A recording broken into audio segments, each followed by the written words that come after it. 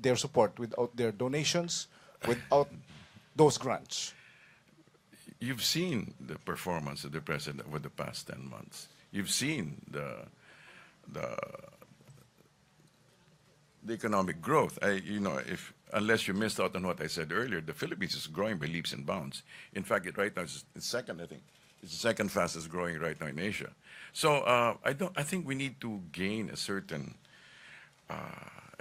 confidence in ourselves, and that this is exactly the kind of mentality I think that the president wants the Filipinos to avoid, a mendicant attitude, And this we're not disrespecting the aid that we've received, but definitely we can. Our track record shows that we're growing by leaps and bounds. So I suppose that answers your question. I'm not just giving you we're not giving you spin. The economic results tell us that we are growing, and in fact we are improving, and we can manage. We're confident. Aren't you? I am. But yun hong appointment ni dating Senate President Edgardo J. Angara as special envoy for the EU. So ano ho ngayon ang magiging papel niya at hindi ba ho may conflict doon sa declaration ng Malacanang? That's just one item. We're dealing with an entire community. That's just a single item. So he continues to be a special envoy. All right. Thank you, sir. Thank you, Henry. Deo, for that topic. Yes. Sir, tanong ko lang, meron na po ba kayong mga nakita na specific na mga grants ng EU sa Philippines na nag-interfere sa ating processes, sa ating government, na naging basis ng decision na wag tumanggap kapag nakakapag-interfere sa atin? Are you asking for specific samples of interference ng EU sa government natin when it comes to grants? I think this is a relatively new development. So I suppose there's something to go by. Walang precedents na merong grant ng EU na pumasok sa atin na nag-interfere sa ating government. I don't know about the past administrations, and I cannot comment on that. But for that specific question, we'll have to defer to the DOF. Okay. Okay. Argil, then Hannah, and Joseph. You're still on that topic, huh? Yes, sir. Sir, good morning po. Sir, reaction lang po tungkol po dun sa comment ni NEDA Director General Pernia na hindi daw po sila na-consult regarding the cancellation of aid from EU. Come again. Reaction lang po tungkol po dun sa statement po ni Director General Pernia. As far as I know, that the recommendation came from the DOF, so it's not entirely accurate that they were not consulted. DOF was, the recommendation came from DOF. Thank you, sir. May follow-up ka, Deo, on that? Then, May follow-up lang ako, sir.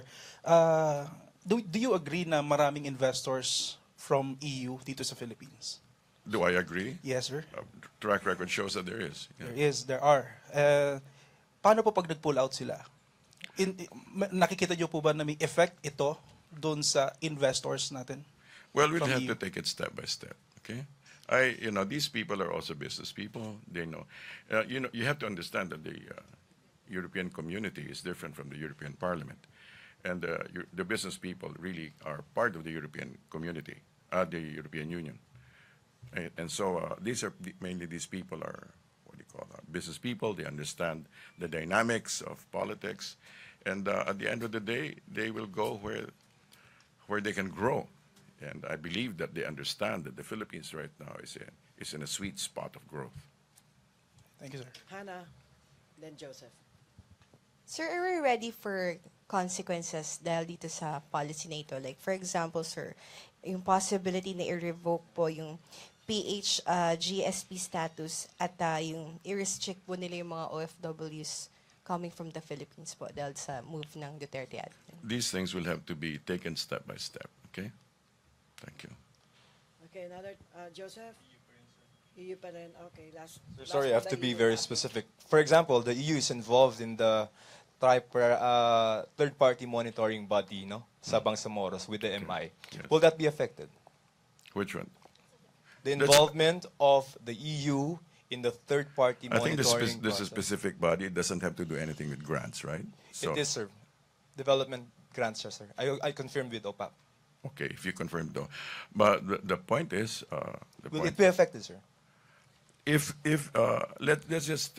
leave it to let's leave it to OPAP and to the relation and to that specific agency to determine whether they should continue or Well, not. it is an existing aid.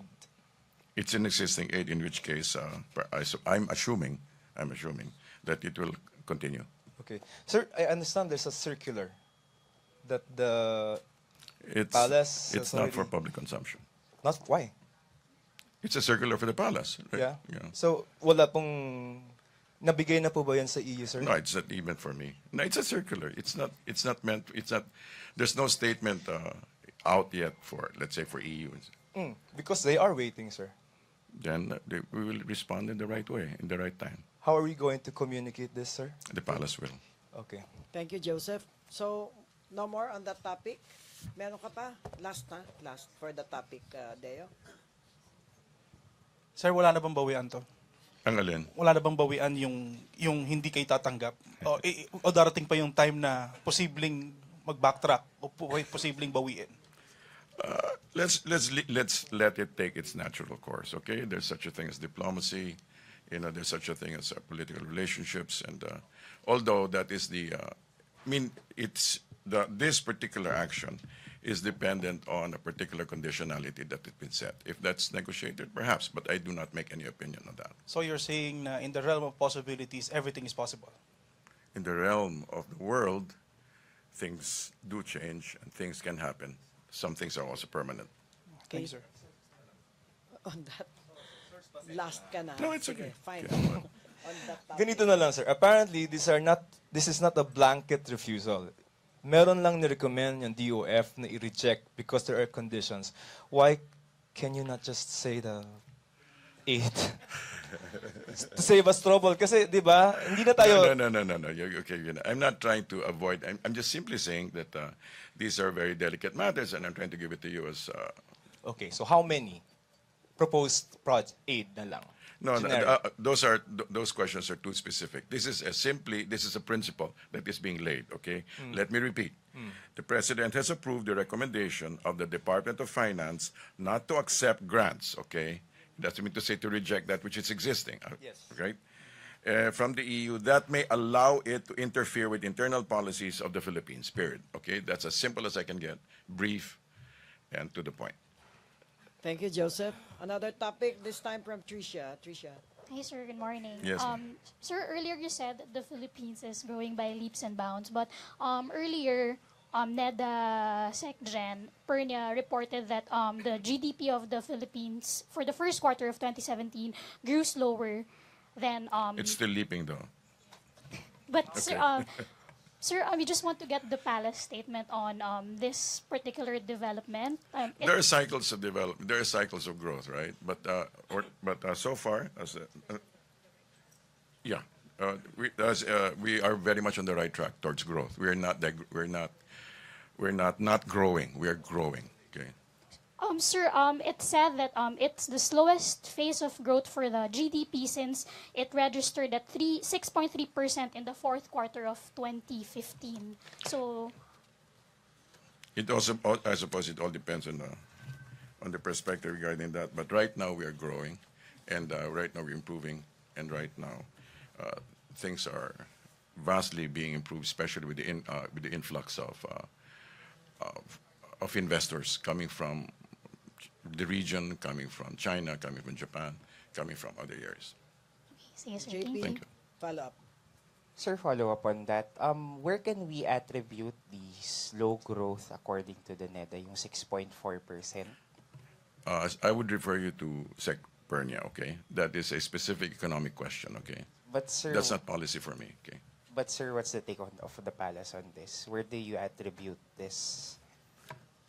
I can get back to you if you need that specific question, okay? Thank If you, you need sir. a specific answer. No more questions? Guys? Okay. Last two questions, other topic. Okay. Good afternoon. Sir, Yes, ma'am. How is the palace taking the China's installation of rocket launchers at the Kagitingan Reef? I And think are- that will be covered by the bilateral consultative mechanism. We will be bringing this up. I'm sure that will be opened up. That will be touched on. Sir, this China's offer of millions, multi-million in aid to the Philippines affecting our moves in the South China Sea? I think those are two separate situations. The president had said, in fact, I specifically heard the president saying that he will bring this up, and these are items that will be touched on, especially code of conduct, especially these things. But those are two separate things aside from the economic relationships that we have. You don't see one affecting the other. For instance, if we become more aggressive in pressing our maritime claims, you don't see China holding back from assistance to the country. I doubt that they will simply just hold back. But it's an economic relationship. Okay, thank you. Thank you. Thank you. So, no more?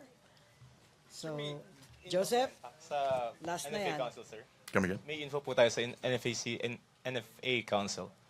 Kung NFA. may Meron ba? mamaya pang hapon ba yan, sir? No news. Okay, sir. Thank you. Okay, Okay. so thank you so Good much. morning. Thank you very much. Thank you, Secretary Abella. Thank you, Malacanang Press Corps. Back to PTV and Radyo ng Bayan. Magandang umaga po. Ano na?